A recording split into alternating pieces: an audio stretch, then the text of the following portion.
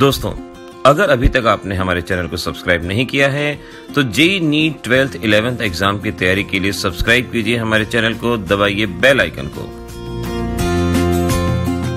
दोस्तों, JEE NEET class 12th class 11th examination के complete courses के लिए फॉलो कीजिए हमें अनअकैडमी के लर्निंग ऐप पे।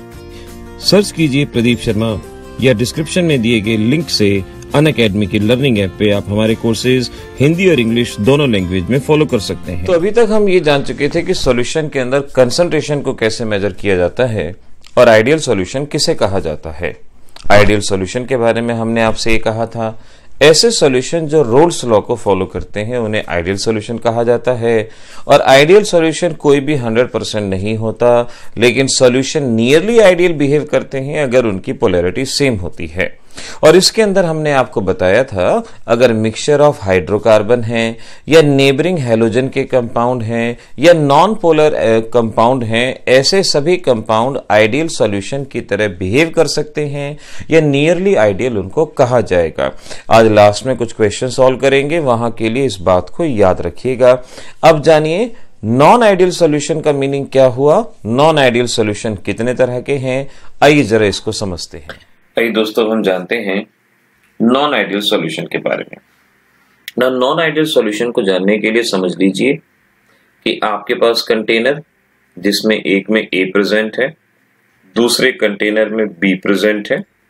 अब जब आप A और B को आपस में मिलाएंगे तो इनके बीच के फोर्स ऑफ अट्रैक्शन टूटेंगे, नए अट्रैक्शन बनेंगे। अब दो काम हो सकते हैं, दो काम ये हो सकते हैं कि जो नए फोर्स ऑफ अट्रैक्शन बने वो या तो बहुत स्ट्रांग हो सकते हैं, इनके कंपैरिजन में ज्यादा स्ट्रांग हो सकते हैं, या फिर ऐसा हो सकता है नए फोर्स ऑफ अट्रैक्शन यहां पे वीक हो सकते हैं।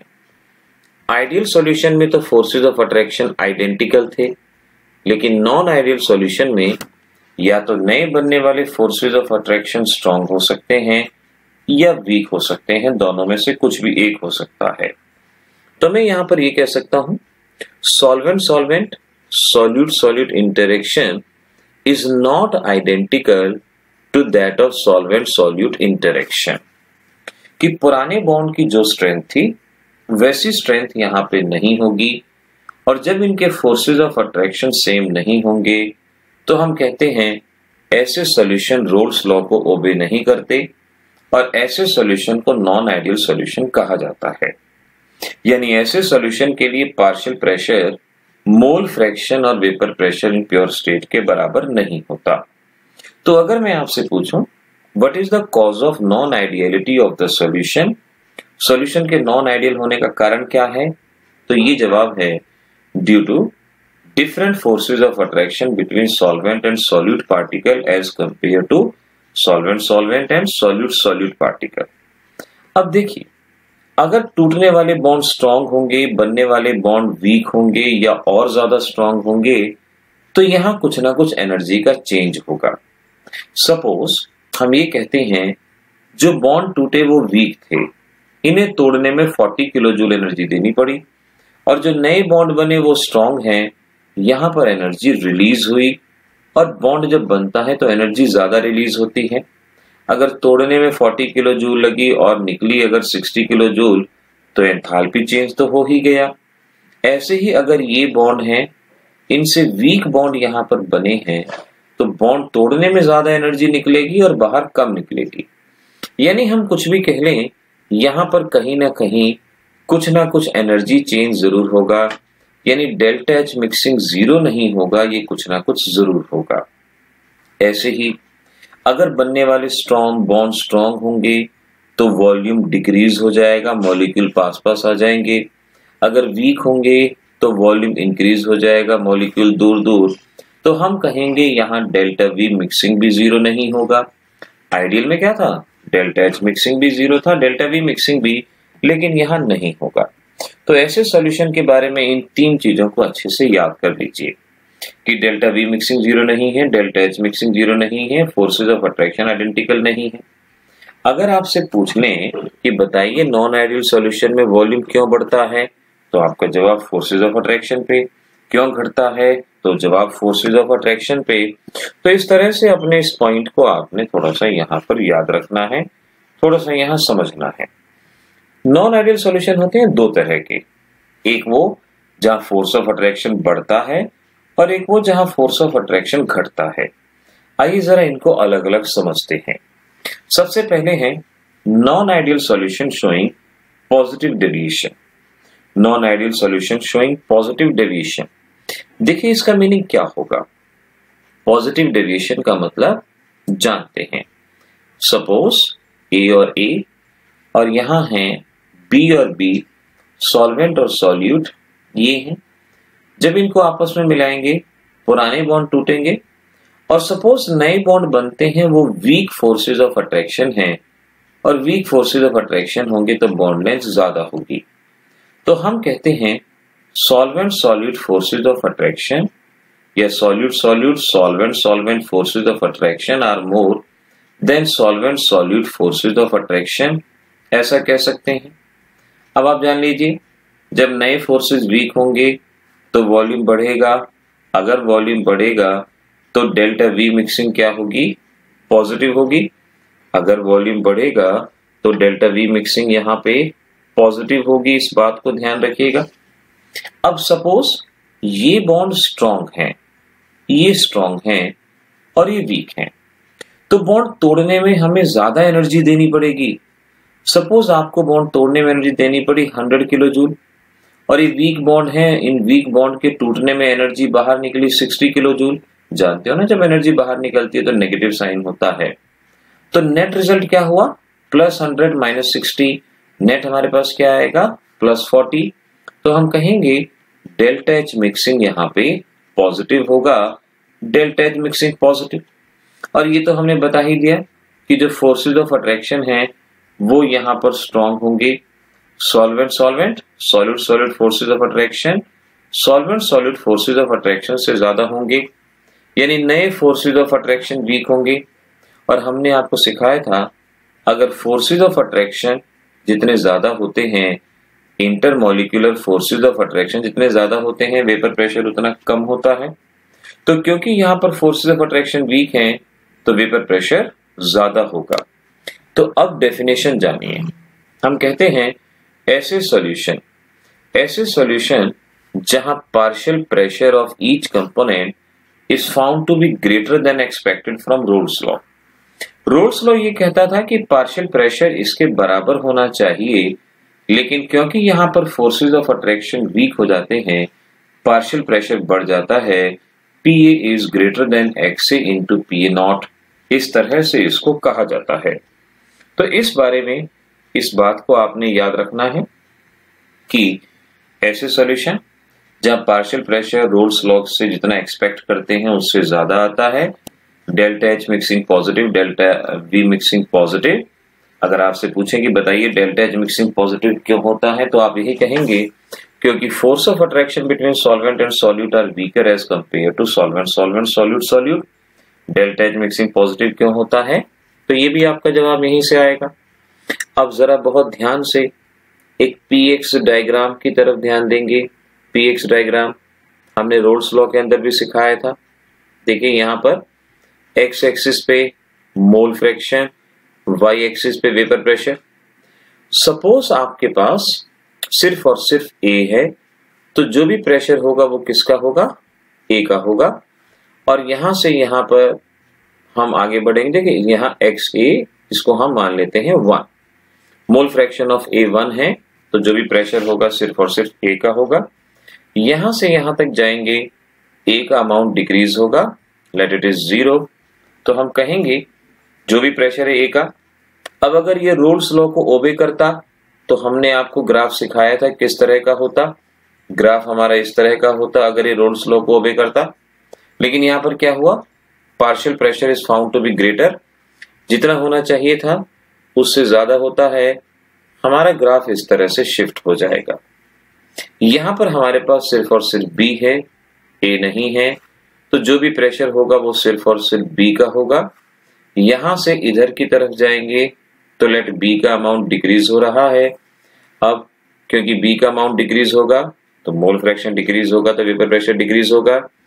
अगर हम रोल्स लॉ की बात मानते तो ये लाइन ऐसे होनी चाहिए थी, लेकिन यहाँ तो partial pressure is found to be greater, तो ये इस तरह से आएगा, it is found to be greater than expected from Raoult's law. और जब इन दोनों को हम मिला देंगे, ये सॉल्यूशन का वेपर प्रेशर होना चाहिए था, लेकिन यहाँ पर it is found to be greater than expected from Raoult's law. इस तरह से पीएक्स डायग्राम ऑब्जर्व होगा। तो ये है PA X A into PA not, और ये रिप्रेजेंट कर रहा है PB X B into PB not, और ये है आपके पास पी टोटल। इस तरह से हमारे पास ग्राफ रहेंगे। Rules law for the solution showing positive deviation, इस तरह से ग्राफ रहेगा।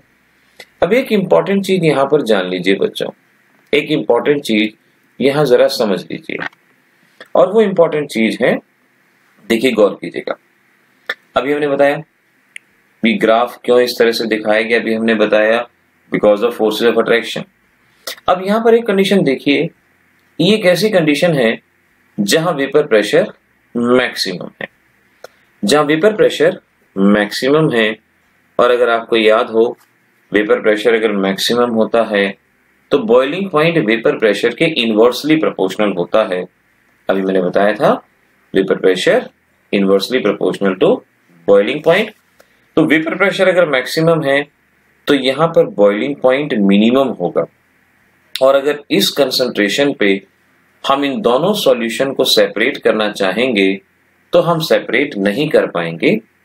और ऐसे मिक्सचर को जहां पर लिक्विड को सेपरेट नहीं किया जा सकता, इसे एजियोट्रॉपिक मिक्सचर कहा जाता है। तो ये कंपोजिशन देखो, इस कंपोजिशन पे क्या होगा, ए अप्रोक्सीमेटली 5, इसका 0.5 इसका मोल फ्रैक्शन होगा, ऐसे बी का मोल फ्रैक्शन भी अप्रोक्सीमेटली 0.5 होगा।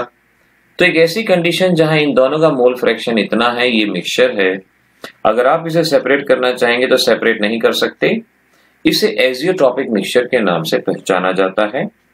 क्योंकि वेपर प्रेशर मैक्सिमम है तो इसे मैक्सिमम वेपर प्रेशर एजियोट्रॉप भी कह सकते हैं, या मिनिमम बॉइलिंग एजियोट्रॉप के नाम से भी इसको पहचान सकते हैं। आपने ये याद रखना है, इन्हें मिनिमम बॉइलिंग एजियोट्रॉप के नाम से पहचाना जाता है। तो मिनिमम बॉइलिंग एजियोट्रॉप क्या हुए, ऐसे मिक्सचर जो पॉजिटिव डेविएशन शो करते हैं, जहां वेपर प्रेशर मैक्सिमम होता है, बॉइलिंग पॉइंट मिनिमम होता है, और हम इन्हें सेपरेट नहीं कर सकते। इसे हम मिनिमम बॉइलिंग एजियोट्रॉप के नाम से पहचानते हैं। तो बड़े ध्यान से इस चीज को अंडरस्टैंड करिए, मिनिमम बॉइलिंग एजियोट्रॉप को समझिएगा। अब एनसीईआरटी के इस क्वेश्चन पे ध्यान दीजिए, what does molecular interaction play in the solution of alcohol and water. अब इस तरह के आंसर को अगर आप अपनी बुक्स में देखेंगे, बड़ा भयानक आंसर दिया जाता है। सीधी सी बात है, एक वाटर है, वाटर में आप जानते हैं स्ट्रॉन्गर हाइड्रोजन बॉन्डिंग होती है। एक अल्कोहल है, यहाँ फोर्सेस ऑफ अट्रैक्शन वीक होते हैं, हाइड्रोजन बॉन्ड वीक होता है। तो जब आप अल्कोहल को वाटर के अंदर डालते हैं तो इनके बीच का फोर्स ऑफ अट्रैक्शन टूटता है और अल्कोहल यहाँ पर आता है, और नए बनने वाले फोर्सेस ऑफ अट्रैक्शन वीक होते हैं। अगर नए बनने वाले फोर्सेस ऑफ अट्रैक्शन वीक होते हैं तो उसे हम पॉजिटिव डेविएशन के नाम से जानते हैं। तो हम कहेंगे due to splitting of stronger hydrogen bond of water by alcohol it result in non ideal solution with positive deviation. इस तरह से आप इस क्वेश्चन का जवाब दे सकते हैं। क्वेश्चन भी आपके एक ही नंबर का आना है, जवाब दिया जा सकता है। तो जहां भी स्ट्रॉन्ग बॉन्ड टूटते हैं और वीक बॉन्ड बनते हैं, ऐसे सॉल्यूशन हमेशा पॉजिटिव डेविएशन को शो करते हैं, इस बात को याद रखना। अब ये कुछ एग्जाम्पल हैं, इन एग्जाम्पल को चाहे तो लर्न करो चाहे समझो। मैंने कहा था जहां स्ट्रॉन्ग बॉन्ड टूटते हैं, जैसे H2O और ROH का मिक्सचर होगा, इसमें फोर्स ऑफ अट्रैक्शन स्ट्रॉन्ग है तो स्ट्रॉन्ग बॉन्ड टूटेंगे, और जहां भी स्ट्रॉन्ग बॉन्ड टूटते हैं वहां पॉजिटिव डेविएशन। इसमें हाइड्रोजन बॉन्ड है, इसमें नहीं है, तो जब ईथर को अल्कोहल में मिलाएंगे तो इसके स्ट्रॉन्ग बॉन्ड टूटेंगे, तो यहाँ पर भी क्या होगा, पॉजिटिव डेविएशन। वाटर में ईथर को मिलाएंगे, यहाँ हाइड्रोजन बॉन्ड है, यहाँ पर नहीं है, तो स्ट्रॉन्ग फोर्सेज ऑफ अट्रैक्शन टूटेंगे। यहाँ भी वाटर में हाइड्रोजन बॉन्ड है, यहाँ नहीं है, तो जब इसको मिलाएंगे तो स्ट्रॉन्ग अट्रैक्शन टूटेंगे। यहाँ भी स्ट्रॉन्ग अट्रैक्शन स्प्लिट होंगे, यहाँ भी स्ट्रॉन्ग अट्रैक्शन स्प्लिट होंगे। तो जहां भी दो लिक्विड को मिलाने पे स्ट्रॉन्ग अट्रैक्शन टूटते हैं, नए अट्रैक्शन वीक होते हैं, ऐसे सॉल्यूशन पॉजिटिव डेविएशन को शो करते हैं। इस पॉइंट को हमेशा बच्चों याद रखिएगा। अब जान लीजिए non ideal solution showing negative deviation, ये तो था पॉजिटिव, और अब बात करते हैं नेगेटिव डेविएशन की। देखिए इस बात को कैसे याद रखेंगे। नाउ सपोज अब हम कहते हैं कि भाई ये है आपके पास ए और ए, इनके बीच में फोर्स ऑफ अट्रैक्शन, बी और बी, इनके बीच में force of attraction.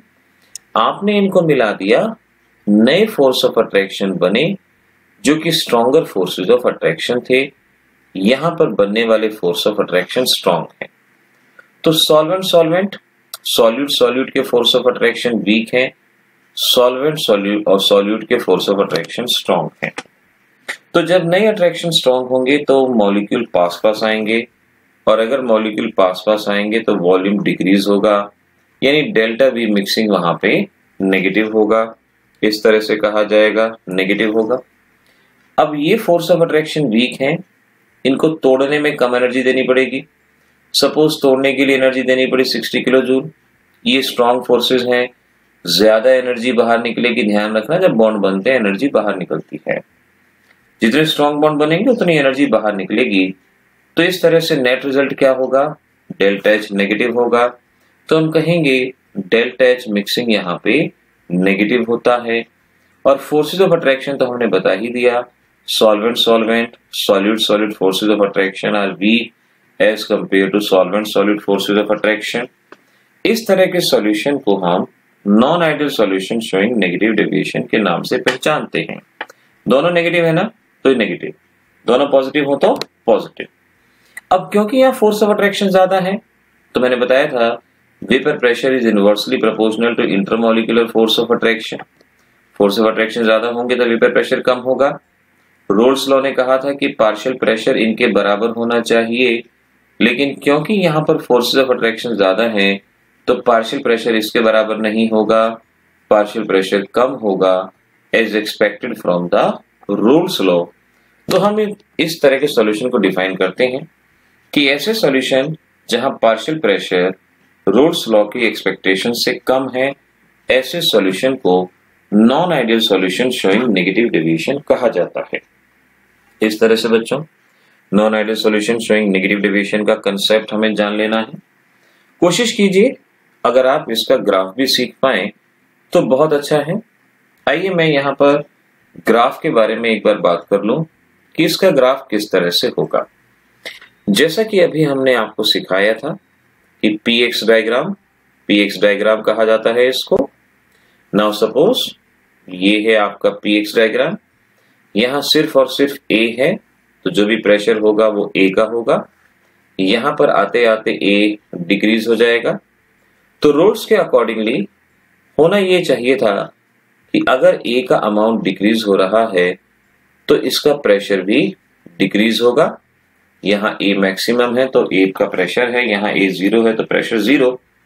But Raoult's law के accordingly partial pressure is less than as expected from Raoult's law. तो इतना ना हो कि इस तरह से रिप्रेजेंट हो जाएगा। यहाँ पर सिर्फ और सिर्फ बी है तो जो भी प्रेशर होगा वो बी का होगा। यहाँ आते आते बी डिक्रीज हो जाएगा। देखिए ये गया था डिक्रीज हुआ, ये बी डिक्रीज हुआ।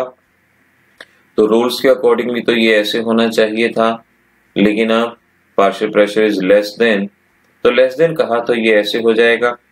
टोटल सॉल्यूशन में ऐसे होना चाहिए था, लेकिन since it is less then expected from Raoult's law, इस तरह से हम इसको बता सकते हैं।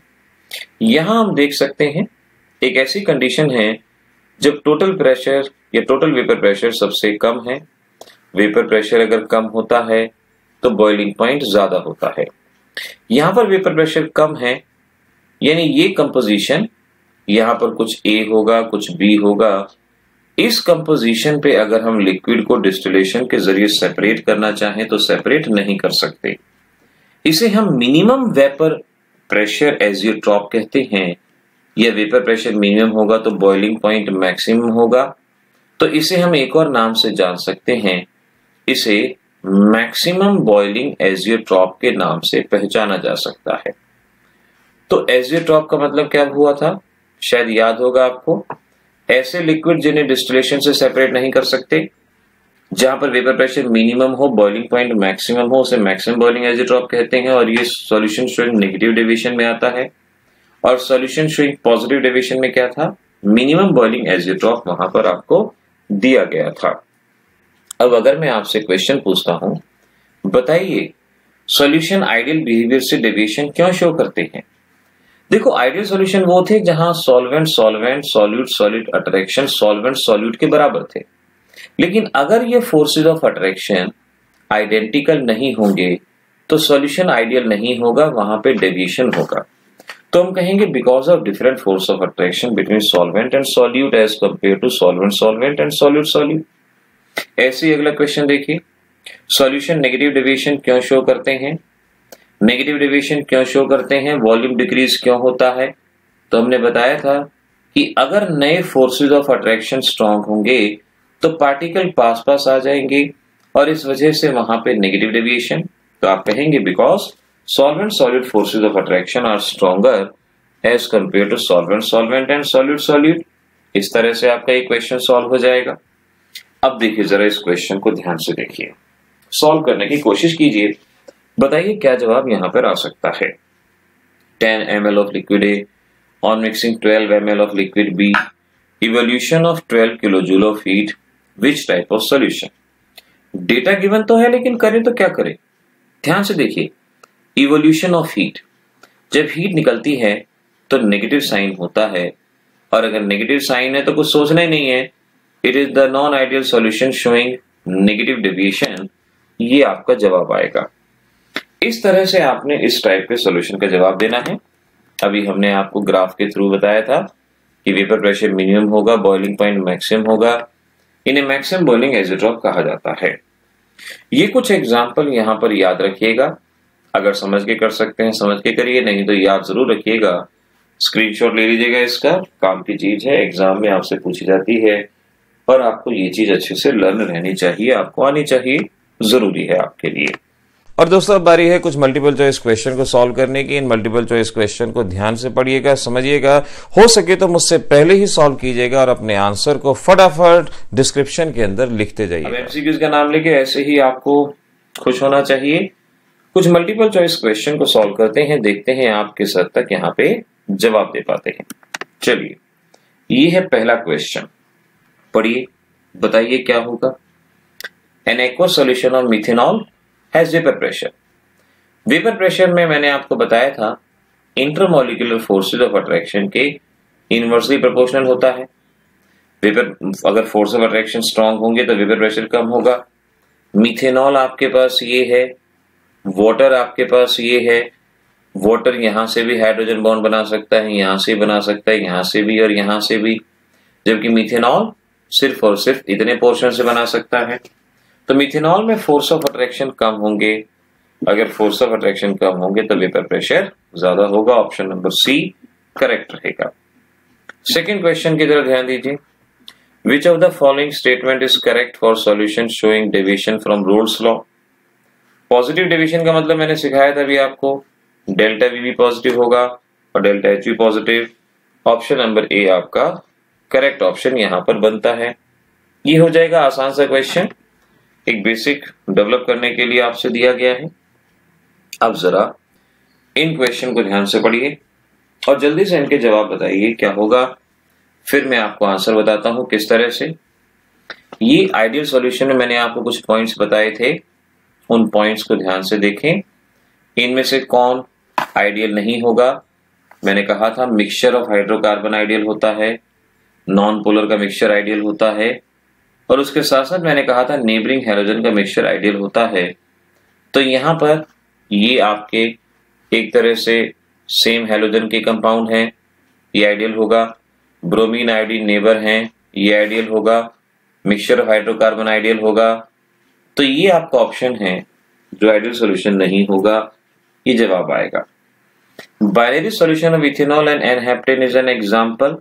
अब देखिए जरा, इथेनॉल के अंदर हाइड्रोजन बॉन्ड होती है, हेप्टेन में नहीं, यानी जब हेप्टेन को इथेनॉल में मिलाएंगे तो हाइड्रोजन बॉन्ड टूटेगा और जब भी फोर्स ऑफ अट्रैक्शन स्ट्रॉन्गर टूटते हैं तो वहां हमेशा positive deviation. Option number B आपका जवाब रहेगा इस केस में। अब जरा नेक्स्ट क्वेश्चन की तरफ ध्यान दीजिए। Solution A and B, 0.2 mole fraction of A, total vapour pressure इतना, प्योर ए एंड बी इतना, विल इट शो। अब आपको बताना है ये पॉजिटिव डेविएशन शो कर रहा है या नेगेटिव डेविएशन शो कर रहा है। ध्यान रखिए, partial pressure is found to be greater than और लेस देन, इस तरह से आपको कराया था। पॉजिटिव डेविएशन में partial pressure is found to be greater than, negative deviation में लेस देन। यहां पर पार्शियल प्रेशर आपका 125 और यहां कम हो गया डिग्री। अब आप इस तरह से अंदाजा लगा सकते हैं और उसी तरह से आपका जवाब बनेगा। ध्यान से, solution A and B, 0.2 mole fraction of A, found to be total vapour pressure इतना, pure A and pure B, इनका वेपर प्रेशर 100 एंड 150, यानी आपके पास जो रिएक्टेंट हैं उनका वेपर प्रेशर है 250 और सॉल्यूशन का है 125। वेपर प्रेशर डिक्रीज हुआ और वेपर प्रेशर अगर डिक्रीज हुआ यानी फोर्स ऑफ अट्रैक्शन बढ़ गई, यानी कैसा डेविएशन आया, नेगेटिव डेविएशन। ये आपका जवाब आएगा।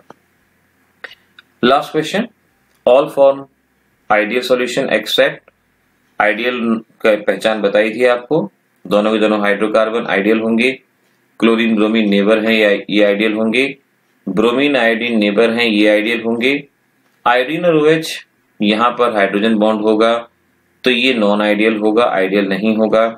ऑप्शन नंबर डी आपका करेक्ट आंसर बनता है। तो इस तरह से बच्चों ये सभी topic, roles law, ideal solution, theoretical जरूर हैं बट इस पे क्वेश्चन लगातार बनते आए हैं। इनकी प्रैक्टिस अच्छे ढंग से करनी पड़ती है, बहुत अच्छे से करनी पड़ती है। टॉपिक है इंपॉर्टेंट, तो ध्यान से इनको करते रहिएगा। कॉलिगेटिव प्रॉपर्टी, कॉलिगेटिव प्रॉपर्टी ऐसी प्रॉपर्टी हैं जो नंबर ऑफ सॉल्यूट पार्टिकल पे डिपेंड करती हैं, या हम ये कहें कि ऐसी प्रॉपर्टी जो number of non volatile solute particle पे डिपेंड करती हैं।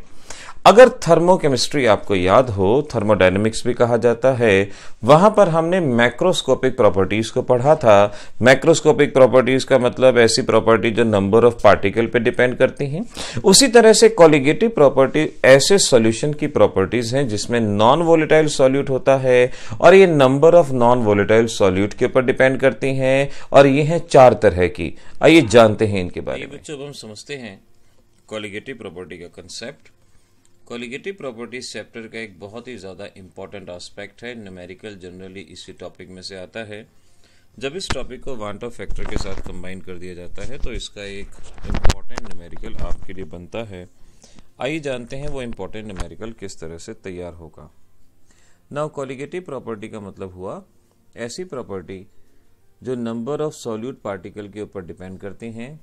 These are those properties which depends upon number of particles present in the solution, इसने कॉलिगेटिव प्रॉपर्टी कहा जाता है। एक बात हमेशा ध्यान रखिएगा कि ये प्रॉपर्टी सिर्फ वही सॉल्यूशन शो करते हैं जिनमें नॉन वोलेटाइल सॉल्यूट होता है। जिनमें नॉन वोलेटाइल सॉल्यूट होता है सिर्फ उसी तरह के सॉल्यूशन ऐसी प्रॉपर्टी का शो करते हैं, अदरवाइज ऐसी प्रॉपर्टी को नहीं शो किया जाता। तो हम कहेंगे इस तरह की प्रॉपर्टीज की पहली कंडीशन ये होगी, solution should contain non volatile solute. ये पहली कंडीशन आपको क्लास 11 थर्मोडायनेमिक्स से याद होगा। ऐसी प्रॉपर्टी जो नंबर ऑफ पार्टिकल पर डिपेंड करती हैं उन्हें मैक्रोस्कोपिक प्रॉपर्टी भी कहा जाता है। उसी तरह से यहाँ पर ये मैक्रोस्कोपिक प्रॉपर्टी भी हैं, लेकिन इनको सिर्फ और सिर्फ non volatile solute containing solution ही शो करते हैं, बाकी नहीं शो करते। इस कंडीशन को याद रखेंगे। जनरली कहा जाता है कि इस तरह की प्रॉपर्टी को वही सॉल्यूट फॉलो करते हैं जिनमें ना तो डिसोसिएशन होता है और ना ही एसोसिएशन होता है। उसी तरह के सॉल्यूशन इनको शो करते हैं। लेकिन आगे आप पढ़ेंगे जब डिसोसिएशन और एसोसिएशन होता है तो हम किस तरह से वांट ऑफ फैक्टर की हेल्प से इन कॉलिगेटिव प्रॉपर्टी को अप्लाई कर सकते हैं, जानेंगे, धीरे धीरे सीखेंगे अभी इस बात को। अभी तो शुरुआती डेफिनेशन ये आप याद रखिएगा। 4 तरह की कॉलिगेटिव प्रॉपर्टी हैं आपके पास। एक है relative lowering of vapour pressure, elevation in boiling point, depression in freezing point, osmotic pressure. देखिए, इस बात को बिल्कुल हमेशा ध्यान में रखना है कि ये सिर्फ और सिर्फ ऐसे सॉल्यूशन शो करेंगे जिनमें नॉन वोलेटाइल सॉल्यूट प्रेजेंट होगा। नॉन वोलेटाइल सॉल्यूट के एग्जाम्पल आपको जो याद रख लेने हैं वो कौन कौन से रहेंगे, वो आपको हमेशा जो कॉमन एग्जाम्पल हैं, NaCl हो गया आपके पास शुगर हो गया, कार्बोहाइड्रेट हो गया, आपके पास यूरिया हो गया, इस तरह से कुछ एग्जाम्पल्स को आप हमेशा ध्यान रखेंगे। तो देखिए इसका मतलब क्या हुआ कि अगर पानी के अंदर नॉन वोलेटाइल सॉलिड प्रेजेंट है तो उसका वेपर प्रेशर डिक्रीज हो जाएगा, लोअर हो जाएगा, उसका बॉइलिंग पॉइंट एलिवेट हो जाएगा, इंक्रीज हो जाएगा, और उसका फ्रीजिंग पॉइंट डिक्रीज हो जाएगा। इस तरह से याद रखना। जैसे आपसे पूछें कि भाई पानी में हमने शुगर डाल दिया, अब शुगर हमें पता है कि नॉन वोलेटाइल सॉलिड होता है, बताओ इसका बॉइलिंग पॉइंट कम होगा या ज़्यादा होगा। तो सीधी सी बात है, नॉन वोलेटाइल सॉलिड अगर आपने डाला है तो एलिवेशन इन बॉइलिंग पॉइंट, अब पानी 100 डिग्री पे नहीं, उससे ज़्यादा के टेम्परेचर पे जाके बॉइल होगा। अब आपसे पूछें कि भाई पानी फ्रिज में फ्रीज हो जाता है 0 डिग्री सेंटीग्रेड पे, अगर हम पानी में चीनी डाल देंगे तो क्या होगा, भाई डिप्रेशन इन फ्रीजिंग पॉइंट होगा, उसका फ्रीजिंग पॉइंट कम हो जाएगा। अब वो 0 डिग्री पे नहीं, -2, -1, -3, -4 इस तरह के किसी टेम्परेचर पे फ्रीज होगा, वो नॉर्मल टेम्परेचर पे अब फ्रीज नहीं होगा। तो इस तरह से इन चीज़ों को कोरिलेट करते हुए याद रखना है। ऑस्मोटिक प्रेशर कैसे बढ़ेगा इस बात को याद रखना है।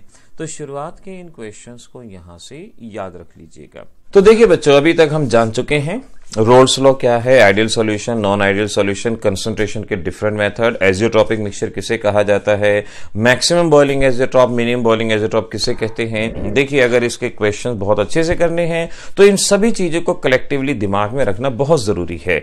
आगे हमारे लिए इंपॉर्टेंट टॉपिक आएंगे, अब नॉर्मल मॉलिक्यूलर मास आएगा, उसके अलावा वांटो फैक्टर, उसके बेसिस पे न्यूमेरिकल। अगर आप चाहते हैं इसमें मास्टरी करना तो जरूरी है इन सभी न्यूमेरिकल को लगातार प्रैक्टिस करते रहिए। खासतौर पे मोलैरिटी का formula, elevation in boiling point का फार्मूला, और जो अगली क्लास के अंदर हम आपको समझाने वाले हैं, इन सारी चीजों को बहुत अच्छे से लगातार प्रैक्टिस करते रहिए। अब मिलेंगे अगली क्लास के अंदर और हम कुछ और बहुत ही इंपॉर्टेंट चीजें जैसे कि osmotic pressure, depression, freezing point, इनके बारे में बात करेंगे। तब तक के लिए ऑल द बेस्ट।